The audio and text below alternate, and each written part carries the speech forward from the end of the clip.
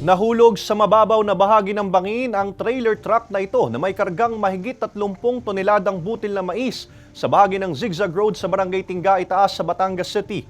Pasado alas 2:30 na madaling araw kanina. Ayon sa 49 anyos na driver ng truck, binabaybay nila ang palusong na bahagi ng kalsada nang biglang may mag-overtake na dump truck. Minabuti raw niyang igilid ang sasakyan kaysa masalpok ang likurang bahagi ng nag-overtake na dump truck. Dahil dito, nahulog ang truck sa mababaw na bahagi ng bangin. Nahulog din ang mga kargang butil ng mais sa kalsada. Nagdulot na mabigat na daloy ng trapiko ang aksidente dahil bukod sa truck, may pampasaherong bus pa na nasiraan. Ilang hakbang lang ang layo mula sa truck. Mula sa Mabini, Batangas ang truck at magdi-deliver lang sana sa bayan ng Rosario na mangyari aksidente.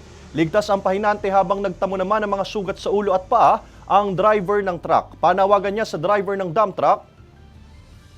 Sino ka man sa isyo ng pagmamaneho mo, ako. Paano mo na huminto siya? Hindi dire-diretso